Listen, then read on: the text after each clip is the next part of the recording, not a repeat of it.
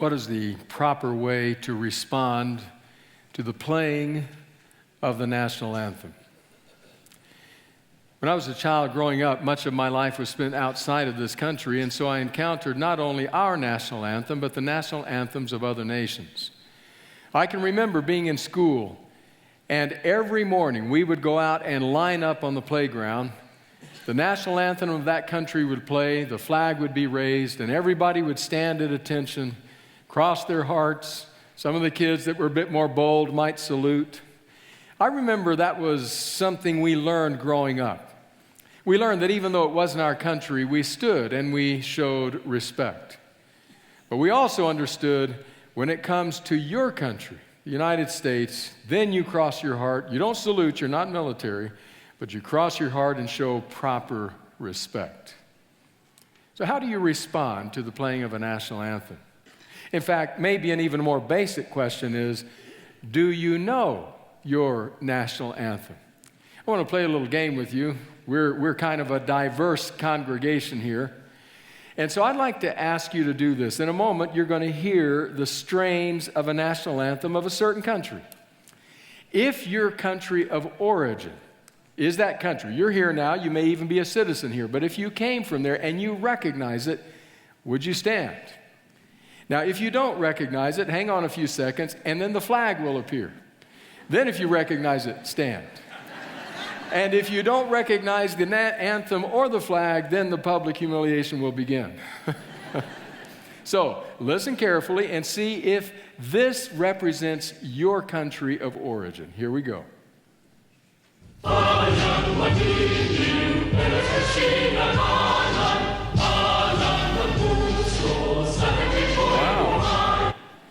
Very good. Thank you very much. The Philippines. Present and accounted for. That's great. You recognized it and you knew it. Now, we're going to do a second one. So hang with me, listen carefully, see if you recognize it. Here we go.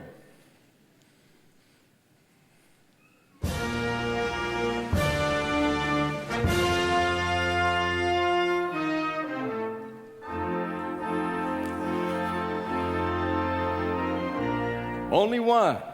No, two over here. Okay, here we go. That's Argentina. Che, que bien que lo reconociste. All right, let's try a third one. Let's see if anybody is here from this country. Listen carefully.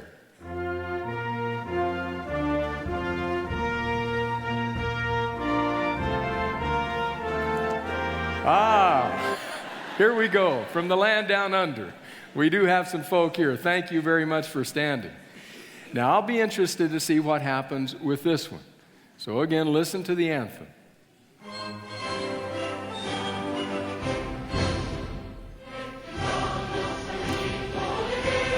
More and more. Very good. The land just south of the border. Delighted to see you here today. Just a couple of more. I wonder how many will recognize this anthem.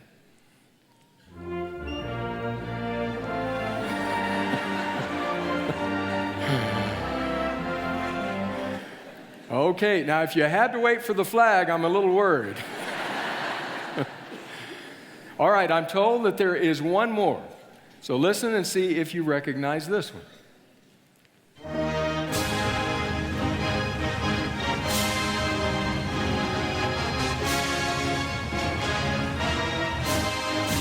Oh my goodness, I know that. Look at these fine friends, the Eyes of Texas. Who in the world put that in there? Interesting, isn't it? What we do when we hear the national anthem of our land. We hear it and there is something that stirs within us, a joy, a recognition, a familiarity, a pride, and we want to respond in the best and the most respectful kind of way. Now, if you've been joining us in recent weeks, you know that we have been working our way through Paul's letter to Colossians. We come today to a place that I'm going to call, no one calls this, I'm going to call it the national anthem of the invisible kingdom. I'm going to call it that because of this. I've noticed that a lot of times national anthems tell the story, the victories, the high moments in the experience of any given nation or kingdom. And I think that's exactly what this passage does in its beginning. If you have your Bibles, open them to Colossians. Colossians chapter 3, as we have the strains of different national anthems still ringing in our ears. We go to Colossians chapter 3. Now, while you're looking it up, page 1756 in your Pew Bible, I want to set a little bit of the context for what's happening here. You'll remember we're in a series entitled The Cosmic Christ and the Common Disciple. The first few passages that we've looked at in Colossians, without question, have been amazing in terms of what they have to say about Jesus Christ. In fact, what could you call him but the cosmic Christ? Claims are made like creator of all things, and in him all things hold together, and in him the fullness of the deity dwells in bodily form. By the time you're done reading the first half of Colossians, you're thinking, the cosmic Christ is what I would call that. But then you come to the second half, what we begin today. And you discover that Paul does not remain in the heady heights of theological superlatives, but he descends down to the ground where you and I live and walk and experience our own lives. In other words, we come now to the common disciple. In fact, we'll find that much of the rest of what we will read in Colossians will have to do with common disciples like you and like me, how we are to live our lives. Now, the passage we read today will begin with what I'm calling the national anthem of the invisible kingdom, because it tells the important realities of the story of Christian faith. So begin reading it with me, Colossians chapter 3, verse 1. Since then, you have been raised with Christ. Set your heart on things above, where Christ is seated at the right hand of God. In other words, the picture is we've been raised with him. Our homeland is another land, seated at the right hand of God. Set your mind on things above, not on earthly things, for you died, and your life is now hidden with Christ in God. When Christ, who is your life, appears, then you will also appear with him in glory. I think it tells here the key moments in our experience with Jesus. It's kind of the national anthem of our faith, of the invisible kingdom. Talks about the past. It says there, right in verse 1, you have been raised with Christ. It talks about the present there in verse 3. It says your life is now hidden with Christ in God. It talks about the future in verse 4. It says one day you will be revealed with Christ. Past, present, future, with Christ, with Christ, with Christ. The high moments, the high places in the lives of the common disciples of the invisible kingdom. So Paul begins this section by having us recognize that everything about our identity is contained in those words, with Christ. Now the question, just as was true with the national anthems, the question I would have is, okay, if we listen to that anthem of grace with Christ, what ought our response be? In human terms of the countries we're from, our response is to stand, place our hand over our hearts, feel some joy and some pride about the land from which we come. But what about in the case of the invisible kingdom? How ought we to respond to the fact that every facet of our lives is with Christ? I think Paul, in the verses that will follow, tells us basically three ways we respond. First of all, he will tell us that there is something that we need to get rid of, something that needs to end, something that needs to stop. Secondly, he'll say there's something we need to take on, something we need to include. And thirdly, he will say there's a certain virtue which ought to characterize us. So when we hear the anthem, with Christ, with Christ, with Christ, past, present, future, how do we respond? First of all, there is something we leave off. Read it with me, Colossians 3. We'll start in verse 5, and you'll notice right away that his terminology is much stronger than mine. I say there's something we leave off. He says, you put it to death. Notice what he says, Colossians 3:5. Put to death, therefore, whatever belongs to your earthly nature, sexual immorality, impurity, lust, evil desires, and greed, which is idolatry. Because of these, the wrath of God is coming. You used to walk in these ways in the life you once lived, but now you must also rid yourselves of all such things as these: anger, rage, malice, slander, and filthy language from your lips. Do not lie to each other, since you have taken off your old self with its practices and have put on the new self, which is being renewed in the knowledge, in the image of its Creator. Here there is no Gentile or Jew, circumcised or uncircumcised, barbarian, Scythian, slave or free, but Christ is all and is in all. Honestly, when you first read that passage, you may have the response that was my initial response. And that's kind of like, wow, Paul, that's a lot of words. You're pretty well covering the waterfront there. How do I narrow this down so that I might understand specifically what I am to remove from my life? Well, I would suggest that in general terms, what Paul is driving at here, he's wanting us to remove anything that would rupture relationships, anything that would fracture friendships of depth in the body of Christ. You could put under two categories what Paul is saying here. One is sexual promiscuity. The other is emotional cruelty. So begin with sexual promiscuity. Maybe in reading the writings of Paul, you at times have wondered, why is it that when he turns from much of the theological thinking to some of the more pragmatic thinking about which he writes, why does he always, not always, but frequently end up talking about sexual realities? Why is that?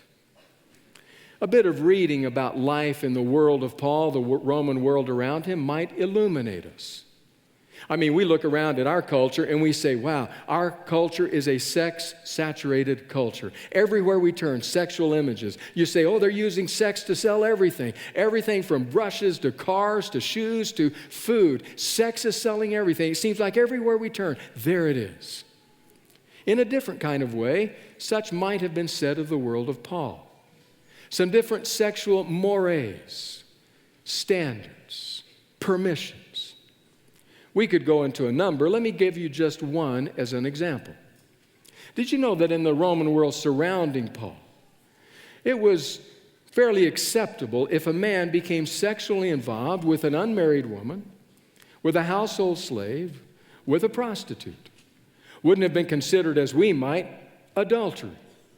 There was a license in those ways. Well, people who lived in a society such as that, where there was a great deal of license, now name the name of Christ. They listen to the anthem of grace. They realize that their past is buried with Christ. Their future is filled with Christ. Their present is empowered by Christ. And to them, Paul says, that will touch every facet of your life, including your sexual ethics. So those are the kinds of things you will need to remove from your life. You read it in the text. He says, some of you used to live in that way. But now you have stepped into a new kingdom, an invisible kingdom. But it is still a kingdom in which there are certain boundaries and realities that must change. As I read that this week, I got to wondering, I wonder if the people who read Paul's letter would have responded the way some of us in the modern world might respond. Because some of us say, now listen, you can talk about my outer life, my world out there in the public arena, but once I go home and shut the door, don't be messing around and telling me how I am to live. That's off boundaries. That's my business. People don't take too well to somebody pointing a finger and saying no. I was reminded of A.J. Jacobs. Might be a name that's familiar to you. A.J. Jacobs is a writer who does some interesting things. He engages in some reality, some lifestyle choices, and then after doing it for a period of time, he'll write about it. For example, at one point in time, he decided, I'm going to tell the honest truth, the absolute honest truth about everything for a period of time, and then I'm going to write an article about it. He did it, about destroyed his life. He learned, you don't want to always be honest. Well, there was another occasion when for a year he said, I'm going to do everything I can to follow every command I can find in the Bible, literally. So for a year, the year of living biblically is the name of the book, he tried to obey every command. It was day 62. He was going into a park, Central Park, if I remember correctly, and on his mind was the 10 Commandments and the command to stone people who committed adultery. That's what was on his mind. And so he walks into this park and he says, I meet this man who's mid-70-ish. And we fall into conversation, and I explain to him what I'm doing and explain to him about the Ten Commandments and even about stoning people who commit adultery. I want to read you the conversation that ensued in Jacob's own words. The man asks, you're stoning adulterers? Yeah, I'm stoning adulterers. I'm an adulterer, the man replies. You're currently an adulterer? Yeah, tonight, tomorrow, yesterday, 2 weeks from now, you're going to stone me? If I could, yeah, that'd be great. I'll punch you in the face. I'll send you to the cemetery. He's serious. This isn't a cutesy, grumpy old man. This is an angry old man.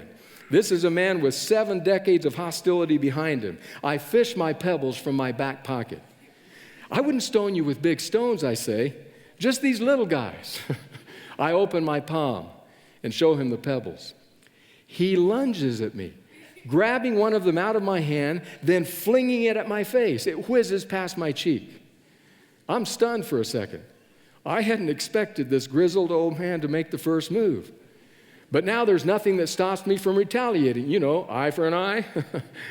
I take one of the remaining pebbles and I whip it at his chest. It bounces off. I'll punch you in the kisser, he says. Well, you really shouldn't commit adultery, I say, and make my exit. Quite an encounter. But I think it probably represents some of the kind of response many in today's world feel. I am an American.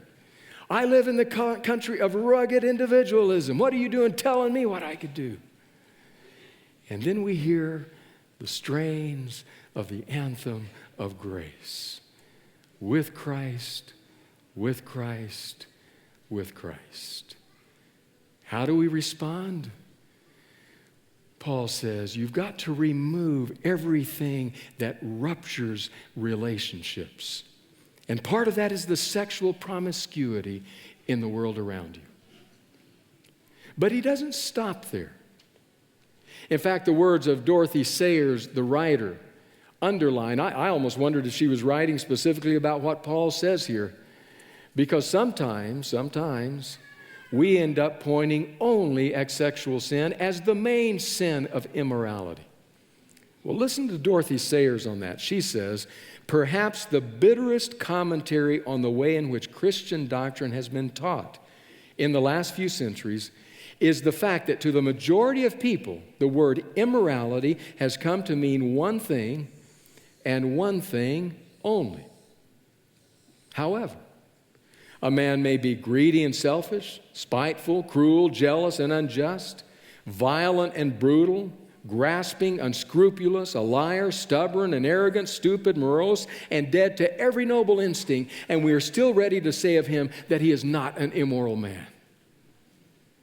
Sayers concludes, I'm reminded of a young man who once said to me with perfect simplicity, I didn't know there were 7 deadly sins. Please tell me the names of the other 6. It's the only one he knew about. Well, Paul wouldn't say that, because no sooner does he say you need to remove sexual promiscuity than he also says you need to remove emotional cruelty.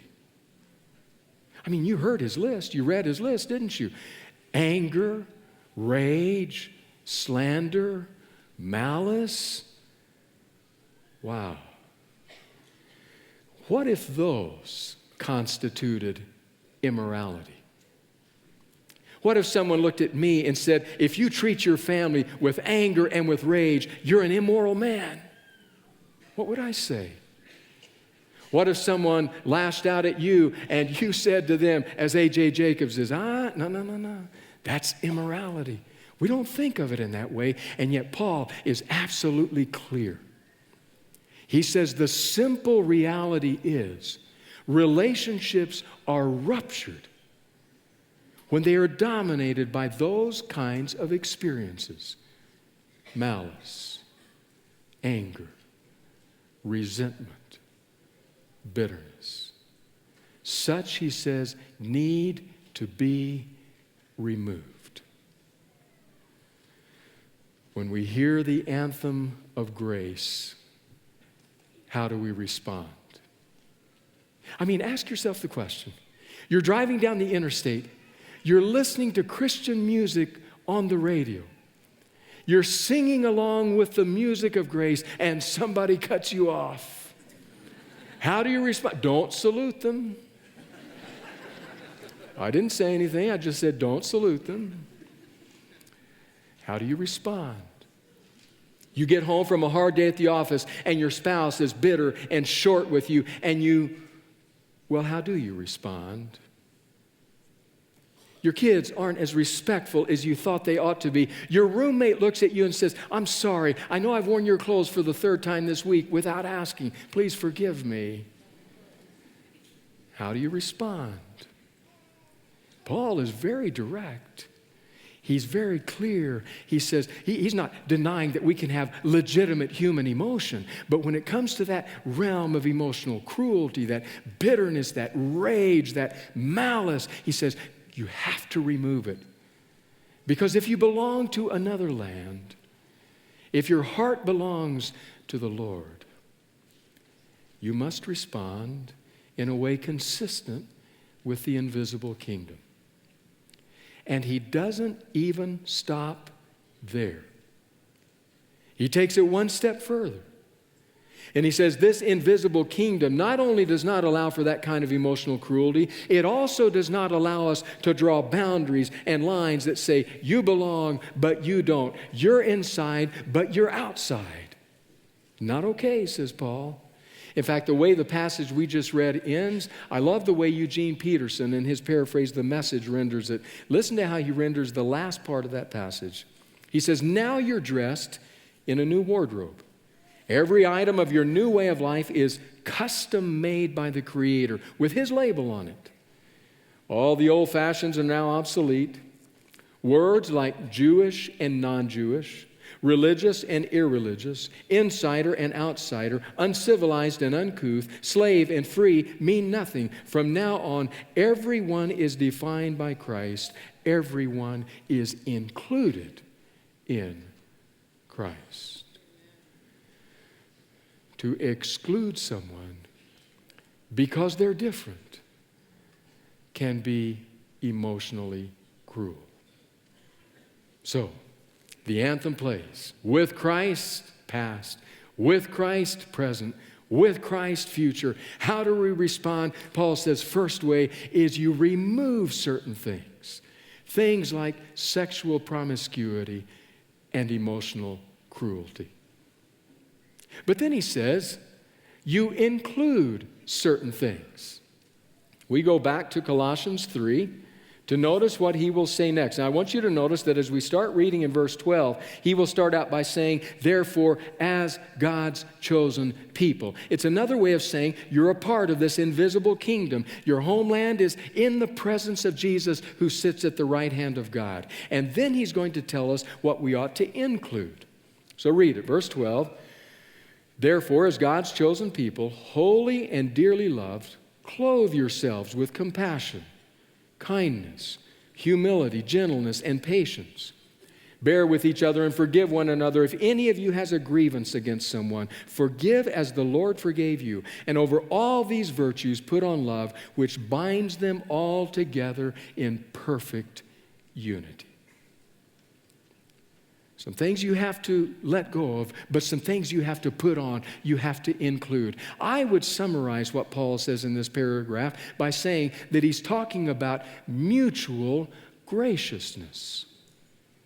Mutual graciousness. Just think of how our lives might be different if they were dominated by the very qualities, the very virtues of which Paul here writes.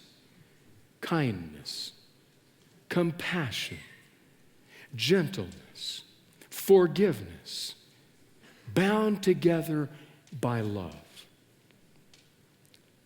I may have shared it with some of you, but I remember years ago I was attending the national session of the American Association for Marriage and Family Therapy. Thousands of therapists present. At one of the plenary sessions, the presenter, a researcher, was presenting his research and his findings in a certain area of the therapeutic world with families. And then in the midst of his presentation, he just kind of stopped. and very pensively, parenthetically added something. He said, you know, after all the research I've done, after all the years of doing therapies with couples and families, I've come to a conclusion. I've come to the conclusion that many of our problems as human beings, in relationships, in families, many of our troubles, he said, have to do simply with the way we talk to each other. Just that. The way, he said, we talk to each other. Was he reading Paul? If you're a member of the invisible kingdom and you hear the anthem of grace, how do you respond? He says, you put on compassion, kindness, forgiveness, love. Those are the virtues that characterize this kingdom. Have you noticed that a little kindness goes a long way?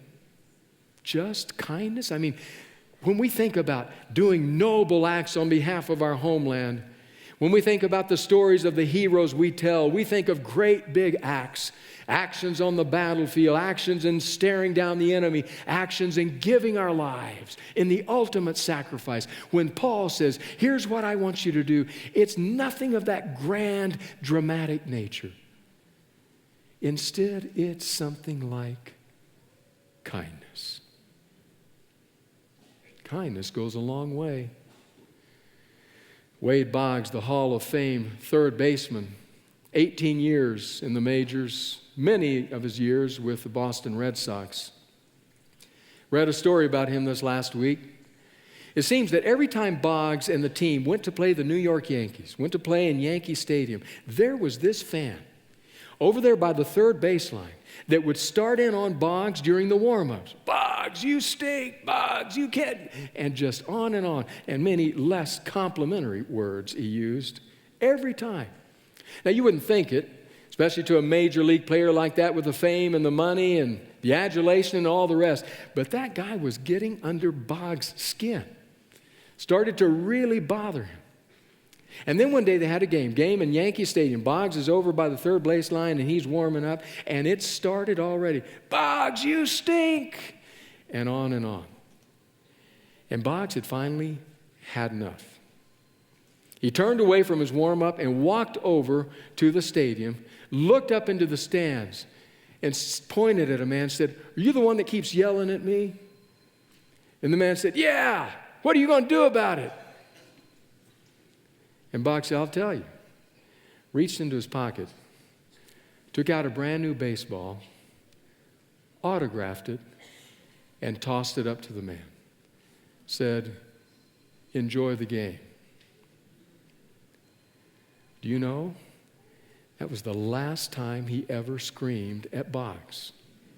In fact, he became one of Boggs's greatest supporters in a quote-unquote enemy stadium.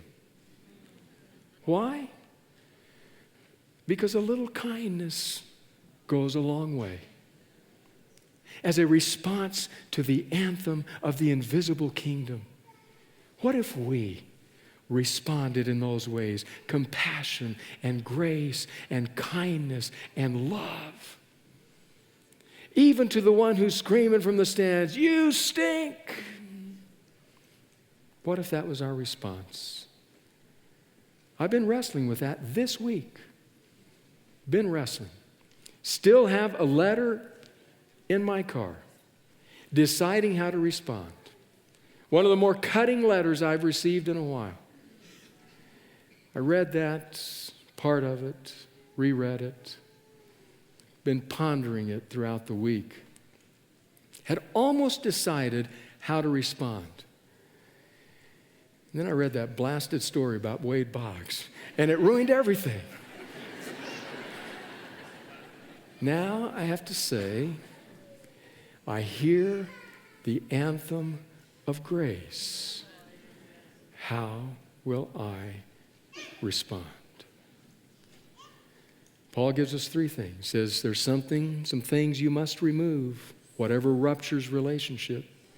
There are some things you must include, whatever builds relationship. And then he finishes by saying, there's a quality of virtue by which I hope that church in Colossae, that little outpost of the invisible kingdom, will become known. I want to read it in the third part of today's passage, starting with verse 15. Listen to what he writes. Let the peace of Christ rule in your hearts, since as members of one body you were called to peace, and be thankful.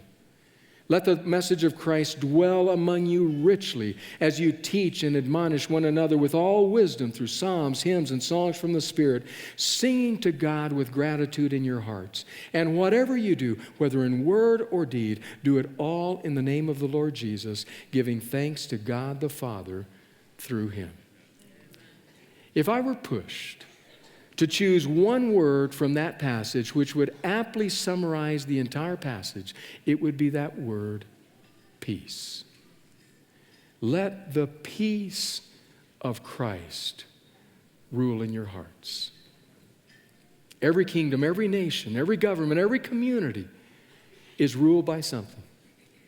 Maybe ruled by law, at times, sadly, ruled by chaos, at times ruled by harsh attitudes and spirits. Well, Paul says, I want this outpost of the invisible kingdom to be ruled by the peace of Christ. Not outwardly, as though you have to enforce it, but from the heart. You know that every place is ruled by something. I was reminded of that just recently. Driving home, was almost home, in a residential part of Redlands, quiet community, when suddenly I saw some lights flashing behind me. It wasn't Christmas. I knew what it was. I pulled over.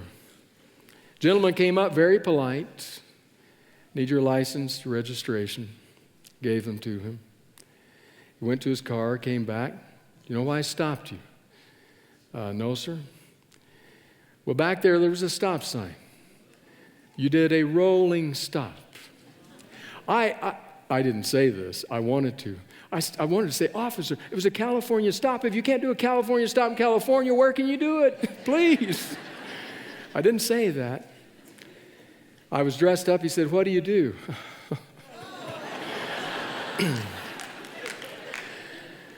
I said,